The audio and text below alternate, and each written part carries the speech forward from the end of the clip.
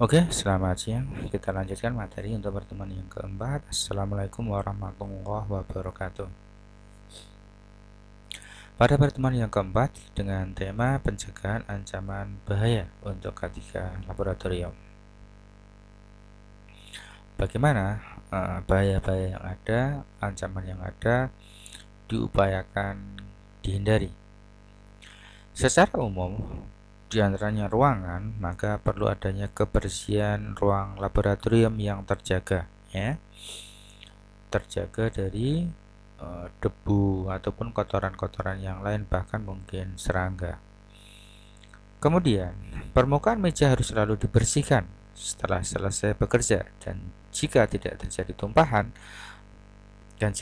tumpahan bahan yang berpotensi berbahaya, ya. Karena akan berbahaya manakala itu tidak dibersihkan, pengguna berikutnya tidak tahu, mungkin menyentuh dan yang lainnya, maka membahayakan orang lain. Kemudian lantai harus bersih, kering, ya, tapi tidak licin, dan ada saluran pembuangan. Jadi misalkan ada tumpahan cairan yang agak banyak, maka cairan tersebut tidak mengenang di lantai tetapi langsung mengalir. Jadi di pinggir-pinggir ruangan biasanya ada semacam saluran pembuangan kecil, ya, yang dengan itu tumpahan itu akan mudah mengalir. Udara dalam ruang harus dibuat mengalir searah dari ruang bersih ke ruang kotor, ya. Kemudian suhu ruangan antara 22 sampai 27 derajat dengan kelembaban antara 50 sampai 70%. Jadi ini biasanya diatur ataupun dikendalikan dengan AC, ya, untuk lebih mudah, ya. Tapi kalau dengan kondisi alam, ya tentu sulit untuk mencapai suhu yang kita inginkan. Tetapi dengan teknologi seperti itu insya Allah bisa, ya, dikondisikan sehingga baik itu suhu dan kelembaban bisa mencapai idealnya. Dinding hendaknya dicat dengan bahan epoksi, ya, tidak air itu kotoran tidak nempel gitu, ya, mudah dibersihkan. Permukaannya rata, mudah dibersihkan, tidak tembus cairan dan tahan terhadap disinfektan, ya. Manakala disteril tidak mudah rusak. Kemudian label internasional biohazard atau label berbahaya harus terpasang di pintu masuk lab yang menangani kelompok mikroorganisme, ya. Pintu lab harus selalu tertutup jika petugas sedang bekerja. Mereka yang tidak berkepentingan maka dilarang masuk, ya. Maka biasanya tertulis staff only gitu, ya. Kalau dilarang masuk itu kadang orang malah penasaran gitu, ya. Kalau ditulis dilarang masuk gitu kadang orang malah penasaran, tapi kalau staff only itu kan orang mau masuk sungkan gitu, ya. Kemudian peralatan. Sarung tangan harus dilepas bila menerima telepon, ya. Karena bisa jadi sarung tangan itu sudah membawa bibit-bibit penyakit. Kemudian penggunaan pipet dengan mulut tidak diperkenankan, ya. Misalkan menyedot, ya, cairan dengan mulut, ya, sebagai penghisapnya itu tidak dibenarkan, ya, karena membahayakan dirinya sendiri. Seandainya bablas gitu, ya, wah itu cairan berbahaya kan, ya, bablas juga orangnya gitu, ya. Penyimpanan jas lab tidak boleh dalam satu lemari dengan pakaian yang lain dipakai di luar lab. Jadi dikhususkan dalam lemari itu hanya untuk baju-baju lab, bukan baju-baju di luar lab, sehingga di situ kontak penyakit akan putus, ya. Tetapi kalau jadi satu juga dengan baju di luar, bisa jadi nanti kontak penyakit lewat baju itu bisa, ya. Jadi harus diputus kontaknya. Kemudian diwajibkan memakai sarung tangan plastik karet tipis selama bekerja. Jadi kalau di laboratorium sarung tangan itu wajib, ya, yang tipis gitu, ya, latex gitu, ya. Itu hukumnya wajib, ya. Setelah dipakai, sarung tangan harus dilepas secara aseptik dan dimasukkan ke dalam autoclave sebelum dibuang bersama limbah lab yang lainnya. Kemudian petugas mencuci tangan sampai basah. Walaupun sarung tangan itu tadi sudah dilepas, maka tangan juga harus dicuci, ya, dibersihkan, ya, dengan disinfektan, misalkan menggunakan sabun, ya. sehingga seandainya masih ada sisa-sisa bahan kimia ataupun mungkin mikroorganisme, maka dia akan luruh, akan lepas bersama dengan waktu kita mencuci. Sarung tangan yang akan dipakai kembali dicuci dulu pada saat masih dipakai. Setelah dilepas dilakukan dekontaminasi dan disinfeksi. Tetapi ini sudah jarang ya. Kalau sekarang ya, sarung tangan ya sudah tidak dipakai lagi, biasanya ya dimusnahkan. Kecuali semacam sarung tangan kebun ya yang tebal, itu biasanya digunakan lagi. Tapi kalau sarung tangan lab sekarang sudah jarang ya digunakan kembali, kecuali mungkin pas langka atau kita di daerah-daerah yang pinggiran ya masih susah untuk mendapatkan dropping, itu ya mungkin masih ya, tapi jarang lah terjadi. Penyimpanan harus sesuai dengan prosedur kerja atau sesuaikan dengan SOP, standar operasional prosedur. Kemudian sistem atau prosedur penggunaan bahan-bahan harus sesuai dengan ukuran ya, tidak longgar juga tidak sesak gitu ya Pak. Ngepres harus pas sesuai dengan prosedur, tetapi yang tersedia harus dilaksanakan dan diperhatikan untuk mencegah atau meminimalisasi terbentuk aerosol atau tetesan di udara, karena itu nanti bisa terhirup manusia atau petugas. Semua prosedur tetap harus dilaksanakan untuk mencegah atau meminimalkan bahaya atau kecelakaan kerja. Ada kecelakaan kerja, ada juga penyakit akibat kerja. Misalkan orang jatuh, itu maksudnya kecelakaan kerja. Semua limbah atau bahan yang terkontaminasi spesimen dan kultur harus dilakukan dekontaminasi sebelum dibuang atau akan digunakan kembali. Limbah infeksius hendaknya dimasukkan ke dalam kantong plastik sesuai dengan kode dan warna untuk diolah atau dimusnahkan. Seluruh petugas lab harus selalu mencuci tangan setelah menangani bahan infeksius atau hewan percobaan dan sebelum meninggalkan ruangan lab. Biasanya sebelum dan setelah itu selalu cuci. Jas lab hanya boleh dipakai di ruangan lab, tidak boleh dipakai di luar ruangan lab. Penyimpanan pakaian pelindung diri tidak boleh dalam satu lemari dengan pakaian yang dipakai di luar. Seperti tadi, harus ada program anti tikus. Nah ini ya, serangga-serangga seperti ini. Dan rodensia perlu dijaga dari masuknya hewan bukan untuk percobaannya, karena dia akan bisa merusak reagen ataupun alat, kabel ya, itu berbahaya.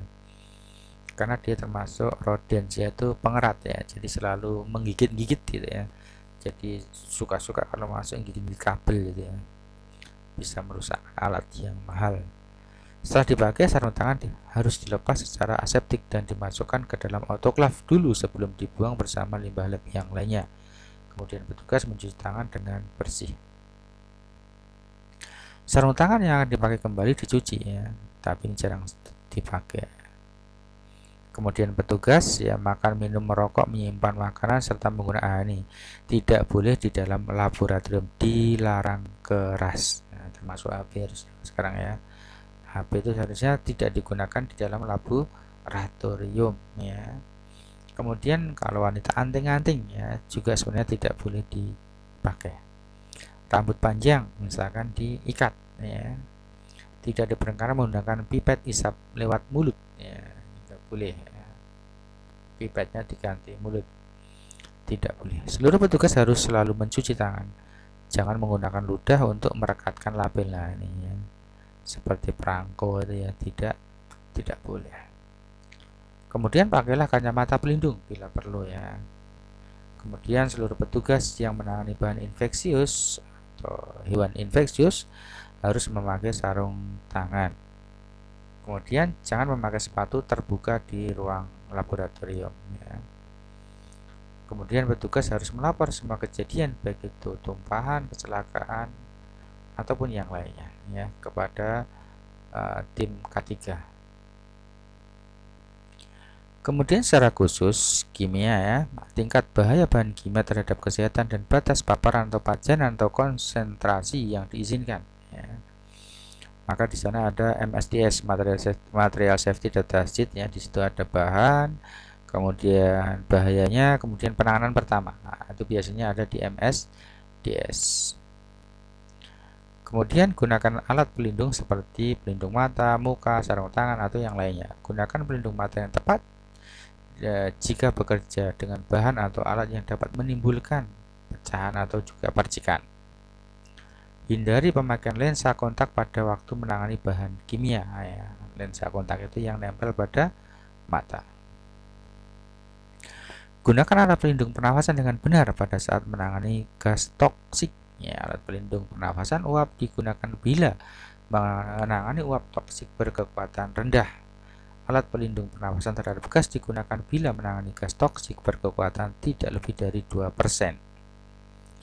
Kemudian penumpukan bahan kimia di gudang. Ya, ini juga harus mengacu pada aturan Permenaker yaitu 187 tahun 99, ya, batas jumlah yang diizinkan. Kemudian biologi, upaya pencegahan bahaya didasarkan klasifikasi tingkat keamanan biologi laboratorium bersangkutan. Oleh karena itu, setiap lab perlu menetapkan terlebih dahulu klasifikasinya. Hal umum yang perlu mendapat perhatian diantaranya lakukan pekerjaan lab dengan menerapkan praktek lab yang benar, gunakan disinfektan yang sesuai dan cara penggunaan yang benar, melakukan sterilisasi dan disinfeksi terhadap sisa bahan infeksius, pengelolaan limbah infeksius dengan benar, gunakan kabinet keamanan biologi yang sesuai. Kemudian secara fisika, cahaya, ya, pencegahan atau dengan pengendalian cahaya di ruang lab minimal 1000 lux, ya, dan tidak menimbulkan bayangan. Panas, ya, pencegahan antara lain dengan pengaturan ventilasi dan penyediaan air minum yang cukup biar tidak terjadi dehidrasi. Kemudian juga hindari getaran. Getaran terhadap sumber diusahakan menurunkan getaran dengan bantalan anti vibrasi, ya. Kalau bisa dihilangkan, kalau tidak bisa dikurangi, ya, tingkat vibratornya. Kemudian pengendalian admin dilakukan dengan pengaturan jadwal kerja, ya. Kemudian adanya radiasi, pencegahan dengan alat pelindung mata. Kemudian terhadap pekerja tidak ada pelindung khusus, hanya dianjurkan menggunakan sarung tangan yang ada peredam, ya, sarung tangan pada peredam untuk menghangatkan tangan, ya. Jadi getarannya biar tidak terlalu terasa. Kemudian radiasi pencegahan antara lain dengan alat pelindung mata, yaitu sunglass, filter untuk mikroskop elektron, dan pelindung mata untuk laser. Kemudian psikososial atau stres, pencegahannya dengan menjaga kebugaran jasmani petugas, ya. Mengenali gejala stres melalui buku bacaan, seminar, ya. Mengadakan kegiatan yang menimbulkan rasa betah dalam bekerja, misalkan adanya makan siang bersama. Membudayakan safety culture, jadi kebudayaan atau budaya kerja yang aman, berani menegur atau mengingatkan bila tidak memakai APD atau alat pelindung diri. Kemudian ergonomi, ya, mencegah, ya, antara lain dengan cara menerus bekerja di keyboard, ya, terus kerja yang terus menerus di keyboard itu, ya, itu harus dicegah, ya. Harus dikasih batasan waktu, nah, biar tidak terjadi kelelahan. Kemudian menghindari bahaya kecelakaan, ya. Jaga kebersihan ruangan komputer, hindarkan dari sampah yang menumpuk. Kemudian untuk menghindari kebakaran langsung dari petir, sebaiknya kabel jaringan digroundkan, ya. Jadi kabel listrik digroundkan, itu biasanya ada di bawah meteran, ya. Kemudian dilarang merokok, ya, ini keras larangannya. Ventilasi ruangan baik dan ada jendela yang dapat dibuka, ya. Kemudian pintu ruangan jangan sampai tertutup oleh almari atau macet, ya. Kemudian pelatihan, seluruh operator atau pekerja yang menggunakan komputer sudah dilatih. Setiap ada kebakaran, bagaimanapun kecilnya, harus dilaporkan kepada pimpinan. Jangan makan dan minum di dekat komputer, maka jaga kebersihan komputer. Tangga tidak terlalu curam, penerangan cukup, lantai tidak licin dan mudah dibersihkan, mudah disapu. Kursi untuk bekerja harus memenuhi syarat, misalkan tinggi alas duduk sebaiknya dapat di setel, ya. Kursinya bisa dinaikkan, diturunkan sesuai kebutuhan operator. kemudian topangan pinggang ya, biar tidak bungkuk ya. Kemudian dalamnya alas duduk ya, kursi harus stabil dan tidak goyang. Tinggi meja kerja ya, bila berdiri pada pekerjaan-pekerjaan lebih tinggi membutuhkan ketelitian. Misalkan 10-20 cm lebih tinggi dari siku operator. Jadi memang kadang ya kalau semua impor repot karena orang kita dengan orang Eropa beda ya.